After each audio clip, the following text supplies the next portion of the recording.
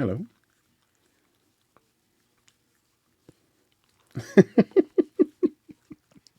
You okay? Hello, and welcome back to another episode. I'm joined today by the marvelous Morty, who wanted to know what on earth I was up to.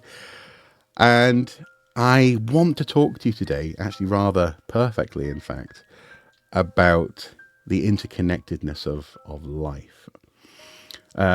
Over the past few weeks, as you know, I've been recovering from a concussion, having hit my head 3 or 4 times, and then getting a sinus infection of some sort. My ear is still very painful, and then requiring dental intervention, a big filling in the same side of my head, actually, last week.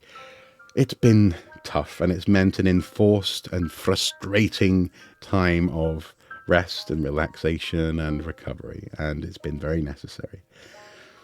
But during that time, I found myself almost incidentally, and I've only really realized this morning, reflecting on life and on the interconnected nature of life and how important that is to understand. A few weeks ago, just before I hit my head, we found ourselves looking after a crow in the back garden. It had been attacked by a cat, and over the course of a few days, we sort of got to know this bird. It was very vulnerable at first. I had to pick it up a couple of times to make sure that it wasn't out in the sun or wasn't going to be finished off by a cat. And in fact, Morty helped out a couple of times chasing the cats away. And this little delicate creature, a juvenile, still had a little bit of fluff from its fledgling time, was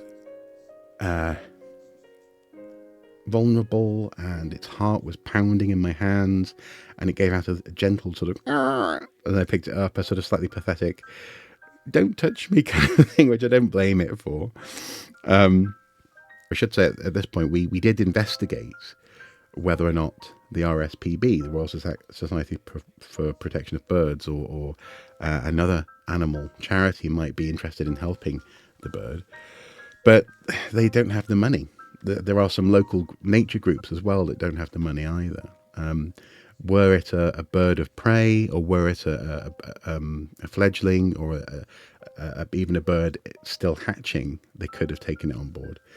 But this was a juvenile that had left the nest and clearly got caught by a cat, and they couldn't. But over a couple of days, it seemed to be improving. It was in our back garden. It would rest on the stump in the flower bed in the daytime, and in the evening it would go to the corner where the fence meets the house and rest in amongst the rosemary there, until one night, unfortunately, it was a wet and suddenly quite cold night. It didn't make it. The next morning it was found slumped in the corner amongst the rosemary, and it was heartbreaking, because this little guy had developed a sort of, at the very least, a sense of safety with us. We were able to sit out in the garden, and sometimes it would even find itself just dozing in the sun, because we were keeping an eye out for it. And that felt to me like a true, there was something pure and true about the nature of life right there. And then, of course, I guess there's nothing more true about the nature of life than it ends. And when the bird died, we were very unhappy, and I was very sad, actually. And Morty kept on looking out for the bird for a couple of days, actually. Morty was very curious. Didn't actually, you never went for the bird, actually, did you? He just would sniff and go, what's going on with that bird? And that sat with me, and I was observing butterflies that come and go through our back garden. At the weekend, I was mowing the lawn for the first time in quite a while, again because of the head injury, and noticed that grasshoppers had moved in, and other bugs. So I've sort of kept a rectangle of grass on our front lawn for them, because that's where they were fleeing to, into this corner. And that again just feels like what life should be, and actually what life is, in fact. We're encouraged, I think, aren't we, to think about life as being fundamentally adversarial and a competition. Genetic theory, the idea of passing down your genes, a sort of post-Darwinian sense of, well, actually a misunderstanding of what survival of the fittest is. It's the survival of the most well-adapted, not simply being physically fit, but a good fit for your environment. And that can and often does mean cooperation. If you ask a biologist about this stuff, or evolutionary anthropologists, for example, or, I've done a bit of that myself, it shouldn't be underestimated how important cooperation, symbiosis, and also environmental niches are. So even the relationship between predator and prey is essentially a form of cooperation. One can't exist without the other. And and there's something beautiful there. There's something important and crucial that I just wanted to reflect upon and share with you today. And what really cemented this was this morning I popped over to the doctor's surgery again to pick up a blood pressure monitor, again, as part of the head recovery. I'm going to do some blood pressure for the week. And I noticed just outside the doctor's surgery on the grass were a few birds. There was a mallard and his partner. He was definitely like, "What are you doing? What are you doing?" looking at me. There was a blackbird or a crow, and there was a pigeon.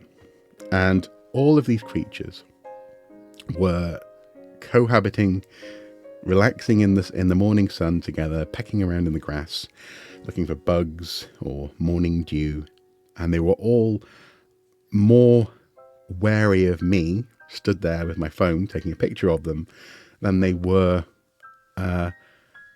concerned with each other. They can live together even though they're different species.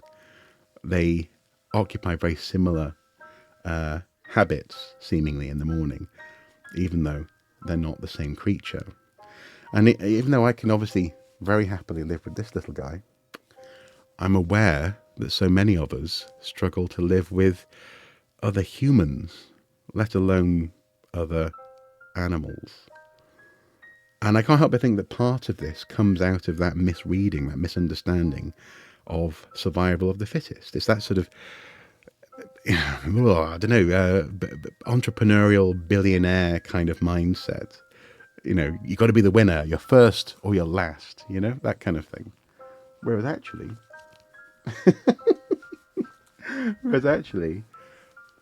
the reason that life persists and survives, and the only way in which it will persist, is through acceptance and understanding of our interconnectedness and the crucial nature of that. To an alien, it will be utterly unremarkable to say that this dog, me, the bird, oak trees, bananas, we're all earthlings. We're all from the same place. And it's one of my favourite observations, actually, is just how similar genetically we are to oak trees and bananas. Never mind chimpanzees, Hello? And I think there's something beautiful in that. There's something crucial in that. And there's something... You're blocking the microphone, mister. Yeah. There's something that I just wanted to bring to your attention today. And I in fact, also, I should say, I didn't actually plan on him being here for this recording. I just started the recording a couple of times and said hello a couple of times, and he comes running in going, "What are you doing? Who are you saying hello to?" And he just wanted to be on me, wanted to be near me, wanted to be involved. And yeah, I think that's really important. Life. Use it or lose it. Appreciate it. Or risk peril. Right, guys. next time I plan to talk about my lightsaber. I'll be sitting in the set with the camera set up, and I look forward to that. But hopefully this has been somewhat interesting. And until next time, do take care. Bye bye. And bye bye from him. Bye bye.